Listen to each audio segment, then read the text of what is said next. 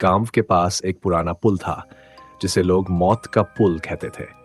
ये पुल एक समय में गांव और शहर के बीच मुख्य रास्ता हुआ करता था, लेकिन अब कोई भी इस पुल का उपयोग करने की हिम्मत नहीं करता था।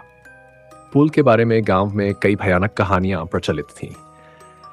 कहा जाता कि रात के समय इस पुल पर एक भटकती आत्मा दिखाई देती है, जो अपने खोए हुए प्यार की तलाश में भटक रही है। सालों पहले उसी पुल पर एक दुर्घटना हुई थी। एक नवविवाहित जोड़ा शहर से गांव लौट रहा था। तभी उनकी गाड़ी का संतुलन बिगड़ गया और वह नदी में जा गिरी। वह जोड़ा कभी नहीं मिला, लेकिन गांव वालों का मानना था कि उस दुर्घटना में मरने वाली महिला की आत्मा अब भी पुल पर भटकती है।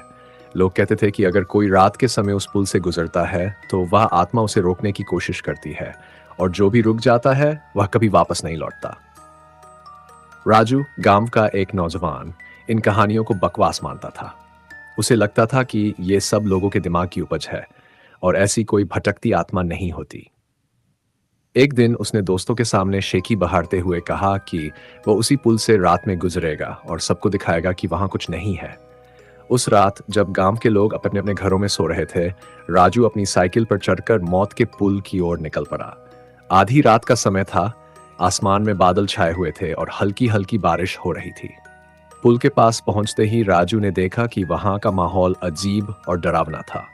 हवा ठंडी हो गई थी और आसपास के पेड़ हवा में हिल रहे थे।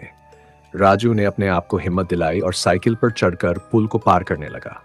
वह जैसे ही पुल के बीचों बीच पहुंचा, अचानक से उसकी साइकिल की गति धीमी हो गई, जैसे किसी ने उसे रोक लिया हो। उसने देखा कि सामने धुंधली सी एक आकृति नजर आ रही थी।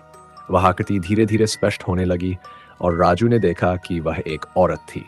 उसने सफेद साड़ी पहनी हुई थी और उसके बाल बेतरतीब ढंग से उसके चेहरे पर गिर रहे थे। राजू का दिल जोर से धड़कने लगा।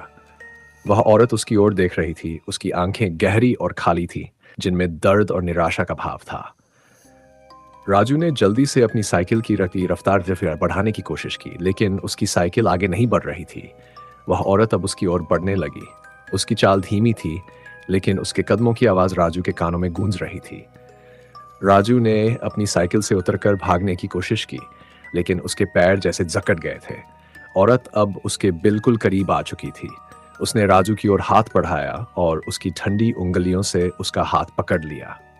राजू ने अपनी पूरी ताकत से चीखने की कोशिश की, लेकिन उसकी आवाज गले में ही अटक गई।